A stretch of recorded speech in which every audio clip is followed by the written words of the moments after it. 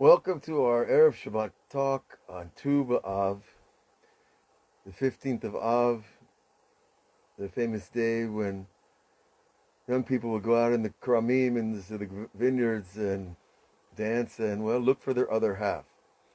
It's a international thing by now, the idea, the concept, the maypole, the idea of Sadie Hawkins, it's not a surprise, obviously. Young people want to get married. Everyone wants to find that special someone that makes you feel home. Well, that's what I felt when I got married. I felt I'm finally home. The journey is over and it's just beginning. But there's an amazing secret in the Kabbalah that can help us find our true other half. And I'm going to go through a whole list of things that happened that explain this. And you might disagree. I've given this shiur before and people have disagreed, but let's see what happens. So Tu B'Av, this day when people would go out into the vineyards to find their other half.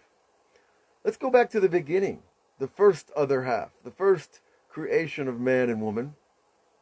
We know, according to the Kabbalah, that Adam and Eve were one being. They were created hermaphrodite. They were created one being in the beginning. And God saw that it wasn't good for man to be alone, so he extracted the feminine from the masculine and created two. Instead of one, there were two, a male and a female. So this extraction in the Kabbalah is a metaphor for the creation of speech. Because what happens when you speak? You're extracting your soul from its root inside you and sending it out into the world. And that's essentially what Adam did to the original couple. Right? He extracted the essence of the original couple, Chava, from Adam. And now there were two. And so when we speak, we're also extracting our essence. Now remember that metaphor because it's going to come back. Now the Talmud tells us that God sent 10 portions of speech into the world. Now, anytime the rabbis use this language of 10 portions, because there's 10 portions of blood shedding, and there's 10 portions of Ruach HaKodesh, and there's 10 portions of song. This is a paradigm, this idea of 10, because it represents, of course, 10 powers in the soul, the 10 sphirot of the tree of life. Now, the 10 portions of speech, the Talmud tells us that women receive 9, and man only got 1. Now, isn't that interesting? I think it's interesting because if you look and you notice men and women, men generally don't like to talk so much, and women just love to get together and talk and share. Now, this extraction that took place, essentially Eve took with her. When she was created, she took those 9 portions of speech with her. And we know that the Shekhinah, the divine presence, is also an extraction from the infinite, eternal, transcendent being. He extracted a piece of himself to become the immanent, reachable aspect of God, the feminine aspect. We call her Shekhinah, the queen. God created his own queen from himself. And he extracted her, and then her job is to be in the world and to help the human race. And to stay with the Jewish people through all her exiles. So this idea of extracting the Shekhinah from God is also parallel to this idea of extracting Chava from Adam, and from extracting every couple, every true couple, is created male-female in the beginning. But not everybody merits to meet and marry their true other half. Now this idea of the extraction of the hay of the God's name, the final hay of God's name, is the idea of speech as well, but it's divine speech. We see when Abraham performed the first circumcision, his name went from Avraham to Avraham, and he received a hay. We see that when God wanted to bless Yosef to be the second in command of Egypt, Pharaoh's advisor says, what, are you going to put a slave over us? And Pharaoh argued with them, well, Yosef is not really slave material. And he listed a bunch of Yosef's qualities. But at that time, in that argument, God, some say it was the angel Gabriel, some say it was the Shekhinah, gave Yosef this same hay that Avraham received, this hay of divine speech. And so Yosef became Yehoseph. And that hay gave Yosef the ability to speak 70 languages in one night. Now, if there's nothing more miraculous or magical than that, I don't know. But certainly Yosef impressed everybody, and he was easily ensconced as the second in command of Egypt. So he got this hay of divine speech too. And everybody has this divine speech inside them, this hay. Okay, so when we're born in heaven, we're born male, female. And then the male and the female separate in the same paradigm that we've been talking about. And that paradigm gets played out in this world. The male and the female soul don't necessarily come into the world in the same time or the same place. But generally they will come into the universe, into this world at the same period. And the goal is that they join up together. Because that's our true other half.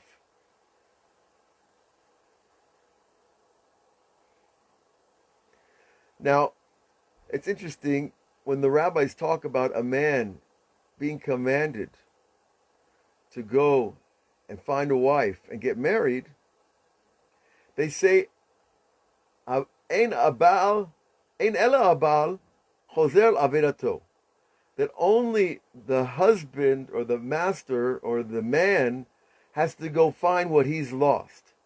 In other words, listen to this clearly. The man is the one who lost something when he's looking for his other half. It doesn't say that the woman lost the man. It says the man lost his feminine side. And that's what happened to Adam in the beginning of creation, and it's happening again and again. Every time a man comes into this world, he has to go and find his other half.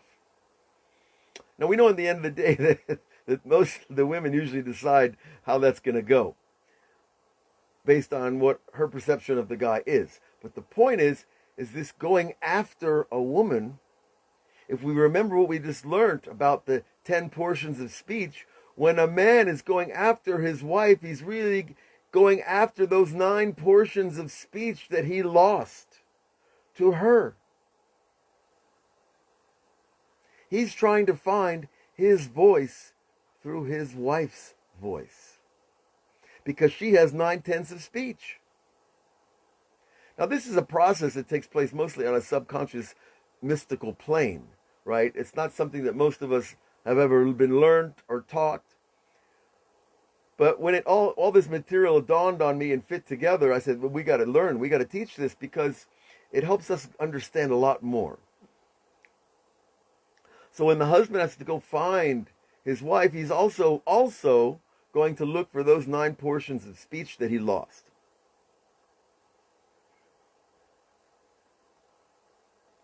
So, of course, the question is, well, how does he know he found her? There's a lot of women out there. How does he know he found his other half? Because we know Adam, when was shown all the creatures of the earth in the beginning of creation, only when he was shown Chava, Eve, his female counterpart, did he say, Zot basar mi basari, etzem yatzami, that then Adam understood that he had an other half too, just like all the other creatures in the garden. And he said that she is flesh of my flesh and soul of my soul, essence of essence. And that's essentially what a woman is. She is the essence, the 9/10 of speech of the man. So it would follow reason that how does he know if he's found his true other half? Well, because he's found these 9 portions of speech that complete him, that make him feel whole when his wife talks, that her voice has something special that nobody else on this planet will hear. That her voice will heal him and make him feel whole and make him feel complete and at home with himself and her and the world.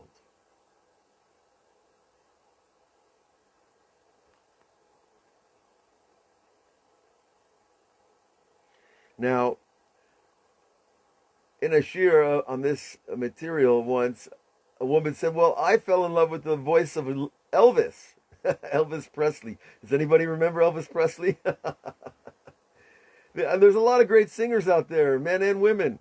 So does it mean if I hear this singer and I love his voice or I love her voice that means she's my other half? No. No. Because that singer, first of all, is using a very trained, guided, directed, musical agenda for his voice. So when you hear a good singer and you get enchanted by the singer, it's not necessarily his essence at all. It's something that he's learned and perfected. Okay? So it's not the same thing at all. We're not talking about that type of pleasure, enjoyment, attachment, being enchanted by a voice of a person. We're talking about a voice of just when they speak, you feel that sense of settledness, of oneness, of connection, of peace. As I said before, of feeling at home. Now, this voice is not such an easy thing to find, obviously. Just like an air conditioner is not easy to find around here. But really, the search is, well, it's almost impossible unless you have one thing going for you. And of course, that is Hashem Yitbarach, the Blessed Holy One, the Creator, the one who made us the way we are, the one who created this paradigm of male-female, the one who took the feminine from the masculine and separated them to bring them back together as a whole unit of mind, heart, and body. And it would stand to reason that if he created us in a certain way, that if we did his will, he's going to help us fulfill his will and help us find our true other half. Now, Baruch Hashem, I've been married 29 years, and it's been a great journey. We've had ups and downs like every single couple on this planet. There's no fantasy tale out there.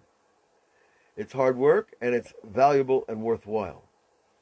But if for the millions and maybe billions of people that are single, we need to be attached to God in order that he can show us the right one, open our hearts to hear her the way she needs to be heard. To hear a woman and her impact on your soul is a very high level sensitivity. Because we hear thousands of voices in a day. And you know what I'm talking about. You hear some people talk and your soul kind of cringes up. You want to run away. And some people talk and you just can't wait to hear more. And some people, when you hear them talk, you just feel fine. You feel one with that person in a very simple and deep and profound way. So I want to bless everyone this Tu B'Shvat 5782. Right? It's been a long year. It's 5,782 human years since Adam and Eve were created. And then they had to go through their whole story. And if you know the whole story, you'll know it wasn't an easy road for them either. But we have to have faith that there is someone out there for us who is perfect for us. And perfect meaning perfect to bring us to wholeness and completion, bring us to our divine self, bring us to our attachment to God in the most wholesome, grounded, productive, creative way.